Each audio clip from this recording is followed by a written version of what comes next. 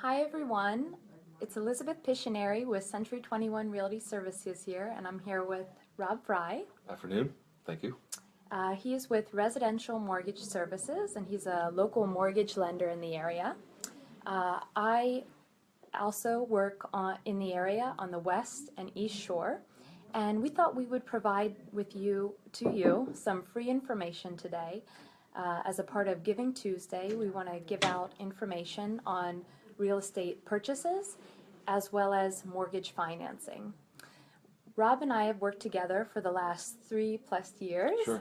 And what we've noticed is a lot of people are nervous to meet in person and ask questions. So we thought this would be a great way to give out this information to you in the comfort of your home or at work. Hopefully you're on lunch. And yes, so please feel free to comment below with your questions, anything about real estate purchases or about mortgage financing. You can also send us a private message and we can answer at a later time as well. So first of all, we have had a few questions come in, so we'll be happy to answer them. And actually, before that, I just want to give a quick update to everyone. Ask Rob about interest rates and where they're Sure. at. Well, to start, I guess from a process standpoint, it's important for people to know that, one, to find out if you can get approved is not a challenge. The conversation is very informal and typically leads down a path, and interest rates are a great place to start because people are always curious about interest rates. So interest rates historically, have been volatile as you see financial markets fluctuate. Right now, we're still in a great historical rate environment where you'll find anywhere from maybe 3.5 up to potentially 4.25. We are starting to begin to see fours, but again, historically, it's great and still does create opportunities for people to get low interest rates and great payments. Okay, great. Thanks. That's good to know. Real quick, we just have a message from Leah. Thank you for joining, and you're the sweetest. You're the best. We appreciate that, and thank you so much for commenting. Okay, we have a question from Mr. Bargasaraja. How's the process of buying, and what can I expect from it? Okay, that's a great question. So I'll just start on my end. The process of buying. The first step is to meet with a realtor. And I'm not saying this as a sales pitch to meet with me or anything. That's just the best thing to do. Work with someone, meet with someone you know, trust, someone who's actually takes the time to listen and knows the area so they can best support you in the process.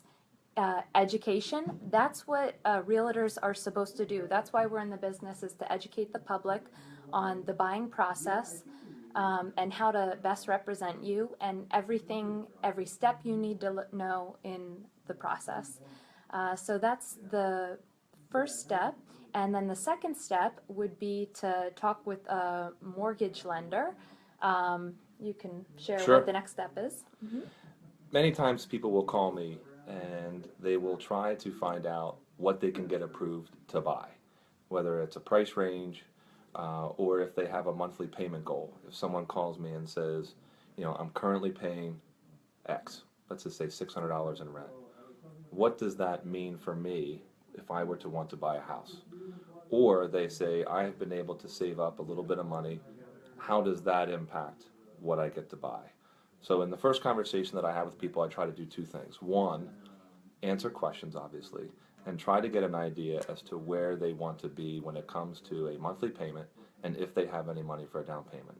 And if they don't know either of those two things, they don't know what they really want from a monthly payment and they don't have a down payment saved up, that's fine too.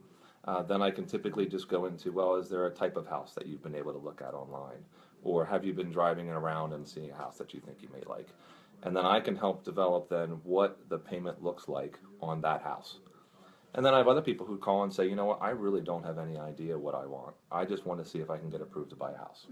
And through questions that I develop, I walk people through the process of identifying a couple things, what their credit looks like and how their income can be used to qualify.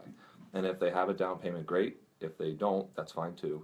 It just means that we'll have to develop a program around what it is that they have or don't have. So if you don't know, it's okay to not know. Through the process, I try to help people find out what it is that they're comfortable with. If I tell someone their payment's going to be $2,000 and they freak out, that freak out identifies that $2,000 is too much. If I say to someone, would you like a payment of $500? Well, I think I can actually do more than that. And that then it helps us focus on what they're comfortable with. Yes, and I think that's a great point too. It's so important to first share with the lender what you're comfortable with, Sure. so that they can pre-approve you according to that monthly Sure. payment. Because some lenders out there, could approve to, Yeah. whatever you'd be approved for, and maybe that is too much for you. So it's important to share with the realtor and the mortgage lender exactly what you're comfortable in paying per month. And just so you know, that payment, your total mortgage payment, is going to include, and Rob can go into this. Sure. a I bit. mean, when people call and say, I would like my payment to be a certain number, that payment, I'm very careful to make sure that it includes everything that it has to include. And your monthly payment will include taxes, those being property taxes. People have talked about school taxes. So there's school taxes and property taxes, those are in your monthly payment, as well as homeowners insurance. Homeowners insurance is the insurance that protects your home from damage. So when people say that they have a payment goal, I'm very careful to make sure that it includes everything that it has to: taxes, insurance, and the actual payback of the loan. Yes. So that, again, that'll include your principal payment, your interest, your taxes, and insurance monthly. Sure. And that'll include your mortgage payment. Yep. Well, maybe we'll segue into the first question that we Sure. received. Why are interest rates so important in the payment, or the interest rate number? Why is that so important in the Sure. payment? Interest rates are always interesting to talk about, only because they're easy to talk about. But financial markets will drive interest rates. Interest rates are not driven by the mortgage industry, they're driven by financial markets. And as you may be aware, the financial markets are volatile right now, which means interest rates will move on a daily basis. And because interest rates create your payment, it's important for people to understand how that impacts it. Now, it is my job and my company's job to obtain the best rate in the market, so that yours can be. So interest rates right now, like I said, we're somewhere between 3.5, but as high as maybe 4.25, depending on the program. There are programs that are designed to keep interest rates lower, and other programs that are less sensitive to interest rate, more sensitive to down payment. So, but they are important, and it's my job to get the best interest rate for clients at their payments the lowest. And a lot of times I'm asked, like, okay, well, should I keep shopping for a lender depending on interest rates? Sure. Typically, I don't mean to go against what you're saying. That's all right. Most lenders have similar rates, so Correct. it's Sure. important to go with someone who you know is going to get the job done for you and be able to get your mortgage financing, all the back end processes going in order to get you to closing. So I think that's the most important thing. Looking for Sure. someone who you've gotten good information from in the past, referrals, and you're comfortable in working together, someone Sure. who's going to get back to you. Yeah. Absolutely. Okay, great. So we see a few people have joined us. Hi, Joe, Sarah, Jen, and Gerard. Hope you guys are doing well. Thanks for watching. And we'll get on to our next question then. So what is the number one question you are asked by first-time homebuyers? Typically when I get a phone call from a first-time home buyer, and I love working with first-time home buyers because they're typically eager to learn and to understand. So people are in this market and in every market concerned about their credit and its impact on their ability to get approved and their ability to get a program. So one of the first questions I get is, I don't have much credit, how does that impact me? Or if I don't have great credit, am I going to get a higher rate or not get approved? So I'd say credit is a big concern, and the other one is down payment. You know, I've just moved out on my own, I do not have much of a down payment, how is that going to impact my ability to get approved? So I'd say between those two, that is hands down the start of most conversations. How does credit impact it, and what if I don't know what my credit looks like? Or if I have a credit challenge, what challenges that create short-term and long-term? And then if I don't have a down payment, you know, should I not even try? So I'd say those two, credit and down payment. Okay, great. That's good to know. And okay, our next question is, can I use an FHA loan on a second, third, or fourth home? And maybe if you could include what an FHA Sure. loan is to the public, that'd be great. When people call, there are times when, because they have done some research, that they are calling specifically about a specific kind of loan. And we'll use FHA as an example. Now, FHA is a federal program by HUD that requires a 3.5% down payment. And people will typically see that level of down payment and get excited because it does not appear to be that much, or it's an amount that they think that they can control. So typically they'll allow for credit scores that are a little lower too. But specific to your question, if someone uses FHA loan to buy their first house, and FHA does not stand for first time home or first house, it's federal housing. So you may use it to purchase your first home, you may use it after you sell that home to purchase the next, and even after that. So you can use it multiple times as long as you basically get rid of the first one. And you can use it for multi-units too. So FHA is one of the more flexible programs when it comes to, if your primary residence is going to be a 1, 2, 3, or up to 4 unit home. So That's it has some really flexibility. helpful. Great, thank you. Okay, we can see some more people have joined. Thanks so much, guys. Hey, Shannon, Sue, and Sarah. Good to see you guys on the chat. We appreciate it. Please comment below if you have any questions. We'll be happy to answer them. We're discussing the real estate purchasing process and also about mortgage financing. Hi, Sam. I hope you're well. Okay, so our next question that we received is, how do I know if property that I'm interested in purchasing would qualify for a USDA loan? And maybe if you can describe the USDA loan, that would be helpful as well. Okay, so the same way FHA is a federal program, USDA is also. Now, many people think of USDA as farms and chickens, and although that may be how it gets the most press, in our industry, USDA is for home loans. And USDA is a program designed to move people into an area that's considered rural, because the program is rural housing. So, and in order to identify whether or not the home is in a USDA eligible area, USDA has a website and there's an eligibility map. And one of the cool things about that map is you can enter an address, even if it's your home address, it doesn't matter. Enter any address and it'll bring up a local map and allow for you to drag around, and identified by color are going to be the areas that are eligible. And it is as simple as looking at a street, and on one side of the street you will see a color that people will say is either orange or tan, and on the other side of the street you'll see that is white. And in that map, the lighter color, depending on your color range, is going to be eligible, and the orange or tan is not going to be eligible. And if you're looking for a way to get to that map, you can absolutely message us and I can send that link out. It's very simple. It is not just for real estate professionals or mortgage people, it's for anybody. So you type in an address and you get a map. And I know sometimes this happens in New Cumberland, even though it's more of a suburb or Sure. town.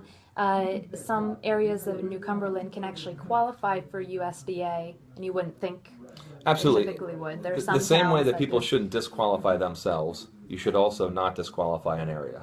And it's not just county-based.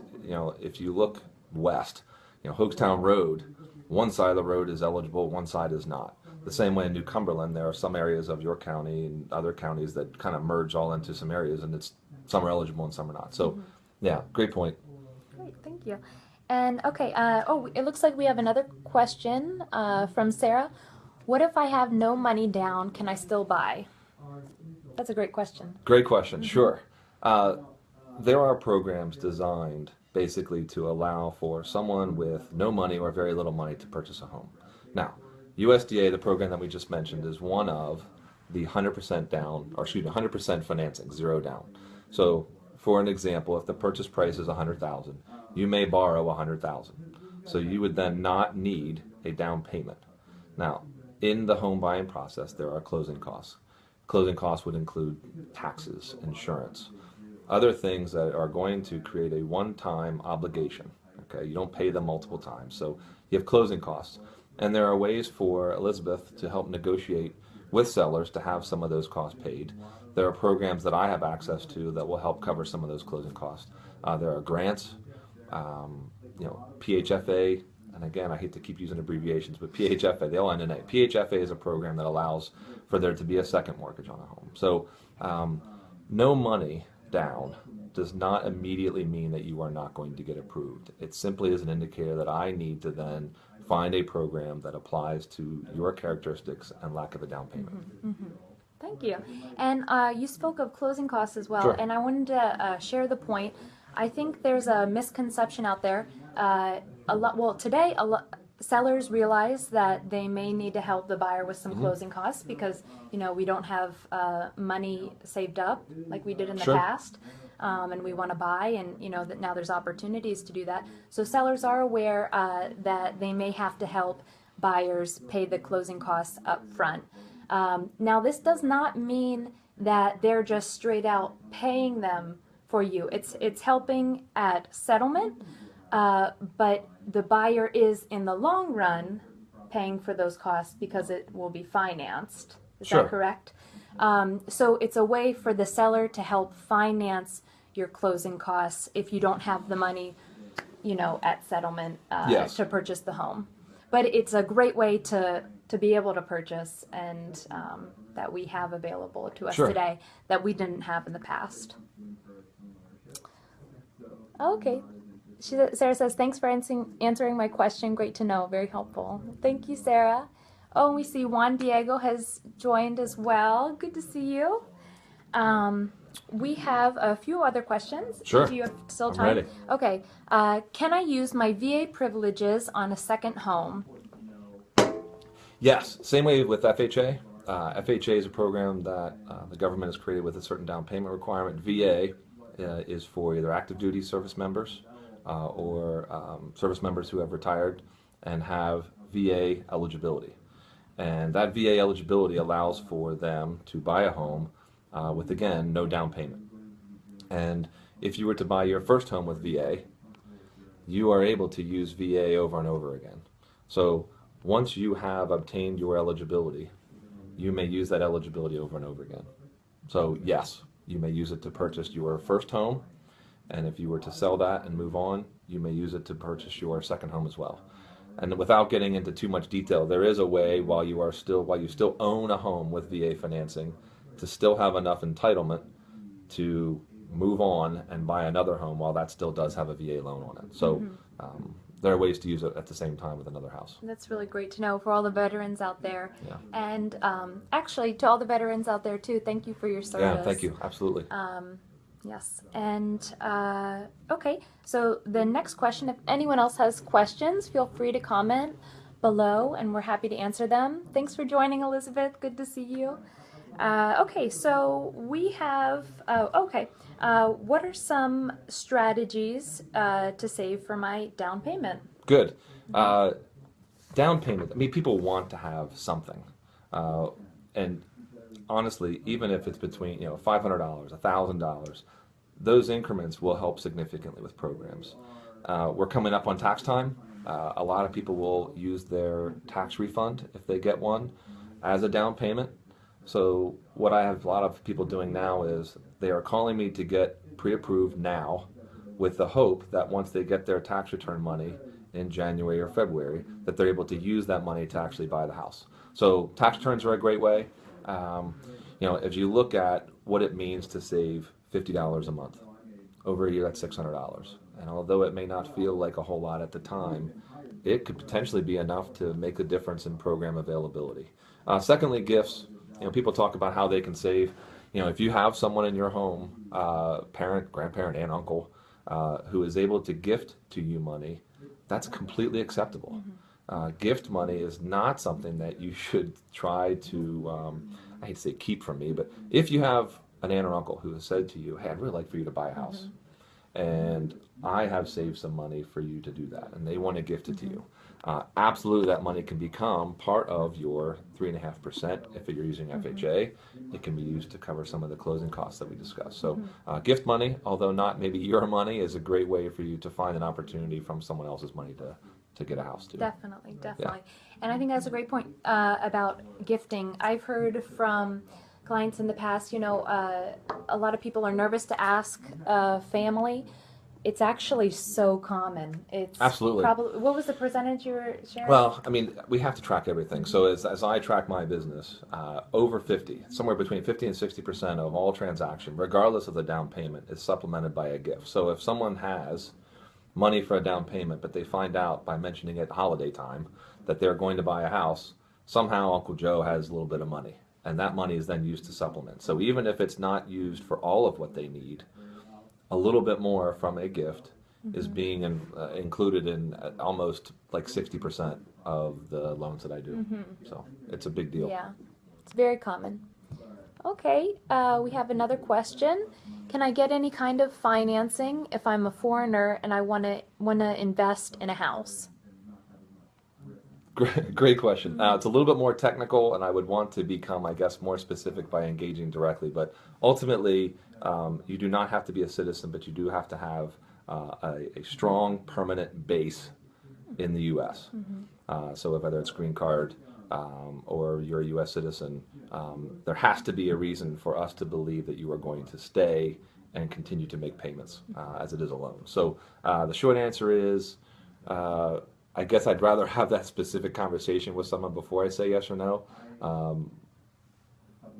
I guess I'll leave it at that. I'd rather have a specific conversation about the type of citizenship that you have in order for me to evaluate it. That's really good That's to fair. know. Okay, hi Lyle, hope you're well. Okay, let's see who, and Mia joined. Hi Mia. Shout out to Sangha Yoga on Trindle Road in Mechanicsburg. Mia Bostic is the owner there and does an amazing job. It's an amazing studio. So if you're interested in putting your foot into yoga or just trying it out, definitely check out her studio because I love it. Okay, just had to do a little shout out there. Okay, we have Lyle ask question. Big question on credit score. Best ways to raise it in fastest amount of time. Yeah, good. If you look at your credit score, all right, it's developed by an algorithm that makes very little sense to anyone, but it does include whether or not you make payments on time, how much of the credit that you have available you are using, and if you've had any significant events, whether it's a collection account or something. So, but one of the three pieces that I just mentioned that you can most quickly fix is if you have a credit card. I'll use a small example. Let's say you have a store credit card, and the limit is $500, and you have been carrying a balance of $300 each month and making the payments. All right, you then are using 60% of what is available. And if you're having a challenge getting that percentage down, because the higher the percentage, the more negative the impact of that balance has. So if you are seeking to get your balance down and you're struggling, and that's fine, you may call your creditor, and if you've been making consistent payments on time, they may increase your limit to 1,000. And by simply increasing your limit from 500 to 1,000, you're going to go from 60% usage to 30% usage without making a payment. Now, if they do not allow for you to increase it, even if you can just get it down to 50% or 48% by making a principal payment in that example of $100 or $105, you will find that that is going to help as well. So I say the easiest way is to make a phone call to your creditor, see if you can't get it increased. If you can't, make an effort to try to keep your balances below 50%. And if you're very close on a couple cards, that could make a significant difference. That's really So that's helpful. fastest. Yeah. I think that's a confusing one for a lot of people on Sure. on the credit score and ways to improve and I'm paying this off. Shouldn't my credit score be good? And making timely payments is obviously a huge deal. A late payment, a late payment's not late until it's 30 days late, but if you're able to get your balances below 50%, that's a big deal. Definitely. Great. And actually, that just reminds me. Oh, thanks for answering. Good. And thank you for the people that have joined. Let's see. Hi, Jean. Hope you're well. Hope you, Anna and Lee, are well. Okay. Oh, Lyle has another question. Fixed versus flexible mortgage rates, pros and cons of both. And thank you for the credit score answer. Sure. When you look at interest rates, there are fixed interest rate, and fixed interest rates have terms of as low as 10 years. So a 10-year, a 15, a 20, and a 30-year. And when you get a fixed rate, the rate on the date that you settle is the rate that you will have for the term of the loan. So we'll call it forever, because sometimes it can feel like forever. So that's a fixed rate. And that's going to give you a fixed payment. Every month your payment will be the same, at least the mortgage piece. Your taxes and insurance may go up a little bit, but your mortgage payment, that paying the loan back, will be at a fixed rate. There have been financial market